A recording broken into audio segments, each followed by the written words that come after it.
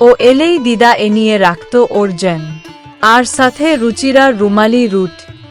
আজ ওই দোকান দুটোর একটাও নেই। তার জায়গায় খুলে গেছে ঝা চকচকে রেস্টুরেন্ট, আর এক জায়গায় গিফটের যুগের সাথে তাল মেলানোর দৌড়ে শেষবের স্মৃতিগুলো আজ ভেঙে চুরে একাকার। আর দাঁড়িয়ে বহু চেনা গন্তব্যের দিকে পা বাড়াল মিন। অনেক দিন বাদে খুব পরিচিত, ভীষণ প্রিয় জায়গাটায় এসে পড়লে মনের মধ্যে এক অদ্ভুত দোলাচল শুরু হয়। মিনির এখন সেই অবস্থা, প্রতিটি পদের সাথেই এদিক ওদিক তাকিয়ে মিলিয়ে নিচ্ছে কতটা বদলে গেছে ওর ফেলে যাওয়া শেষবের ছবি। অত্নে সাজানো এই শৈশবকে ফেলে যাওয়ার সেই দিন আর কারণ মনে পড়তেই চোখ দুটো জ্বালা করে উঠল। পার্কটার সামনে এসে দাঁড়িয়ে পড়ল মিন। একটা বাচ্চা মেয়ে, বড়জোর বয়স 5 কি 6 হবে, দোলনা দোল খেতে ব্যাস। সঙ্গের বয়স্ক মহিলা ঠাকুমা দিদিমা হবেন হয়ত, নাতনিকে ধৈর্য সহকারে দোল দিয়ে যাচ্ছেন হাসি মুখে। শরীরটা বয়সের ভারে নুয়ে গেছে, এক পরনে সাদা কাপ, চোখে চশমা, চুল বেশিরভাগ সাদা। মিনির চোখ দুটো যেন কয়েক মুহূর্তের মধ্যে ওই অববে খুঁজে পেল নিজের আদরের দিম্মাকে। দিম্মার সাথে এসে এই পার্কার এই দোলনাটাতেই দোল খেত। অবিকল একরকম। নাতি নাতনিদের সাথে দাদু দিদাদের সম্পর্কটা ভীষণ সুন্দর হয়, আর কোনো সম্পর্কের সমীকরণের সাথে এর মিল পাওয়া দুষ্কর।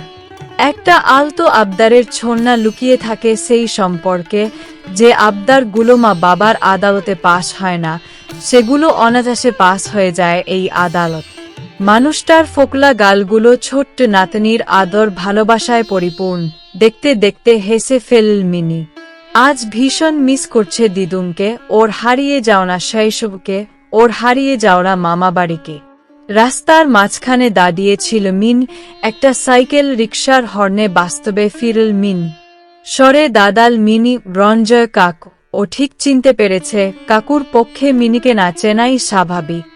কাছাকাছি কোথাও যাওয়া আসার জন্য রঞ্জয় কাকুর রিকশা করেই যেত ও আর মা। এগোতে লাগলো মিন। আর বেশিক্ষণ না, সামনের বাঁকটা ঘুরলেই ওর হারিয়ে যাওয়া ছেলেবেলাটা যেখানে আটকে রয়েছে পৌঁছে যাবে। ওর অনেকবার মনে হয়েছে ছোটবেলা, ওই যে ভূতের রাজা বর্দে, যদি ওকেও দিত তাহলে ও কি চাইত। কি আবার? এটা আবার জিজ্ঞাসা করার জিনিস না, শেষটাকে যদি আরেকবার ফিরে পাওয়া যেত তো সেটাই চাইত। দিদার কোলে মাথা রাখার আরেকটা সুযোগ, ভাই বোনেদের সাথে আবার একবার নিষ্পাপ যুদ্ধ খেলার সুযোগ, দিদার হাতের আলু পোস্ত আর গোকুল পিঠে খাবার সুযোগ, মুহূর্তগুলো জাস্ট আরেকটিবার বাঁচার সুযোগ।